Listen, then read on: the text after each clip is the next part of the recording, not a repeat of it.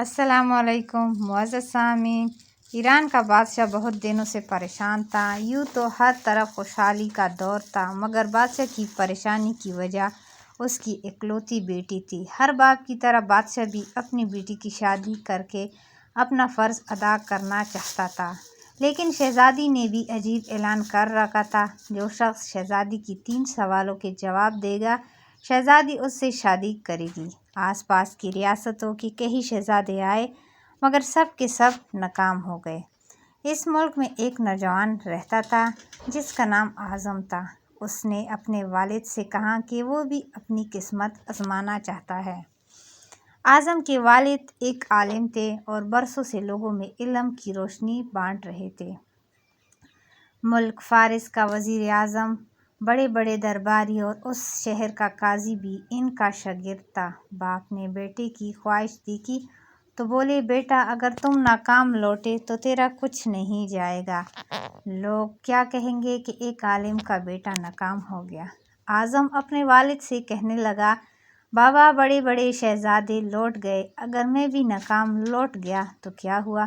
یہ تو مقابلہ ہے، جو بھی جیت لے اور شاید وہ خوش نصیب میں ہو جاؤں۔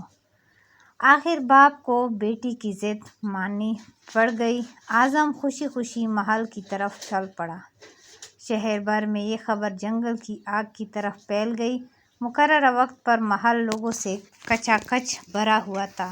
بادشاہ تخت پر بیٹھا ہوا تھا، ملکہ عالیہ بھی محل میں موجود تھی۔ وزیر، امیر، درباری اور عوام الناس سب دربار میں موجود تھے۔ آخر شہزادی نے اپنا پہلا سوال کر ڈالا۔ اس نے شہادت کی انگلی فضا میں بلند کی۔ اعظم کچھ دیر خاموش ہوا اور پھر شہادت والی انگلی کے ساتھ والی انگلی فضا میں بلند کی۔ یہ دیکھ کر شہزادی مسکرا اٹھی اور ملکہ عالیہ بولی، شاباش اے نوجوان، تم پہلا مرحلہ بڑی کامیابی سے پار گئے ہو۔ دوسرے سوال کے لیے شہزادی کرسی سے اٹھی اور ہاتھ میں تلوار لے کر ہوا میں چلانے لگی۔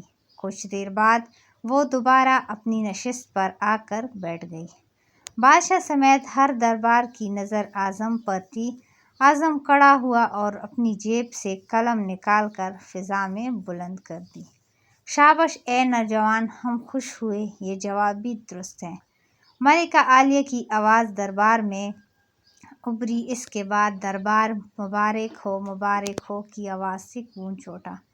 2 سوالات کیا تھے؟ آخر ان کے جوابات کیا تھے؟ ہر شخص اس بات پر غور کر رہا تھا کہ شہزادی نے کیا پوچھا اور اعظم نے کیا جواب دیا۔ لوگوں کے لیے یہ ایک راز تھا۔ آخر شہزادی نے تیسرا سوال کر ڈالا۔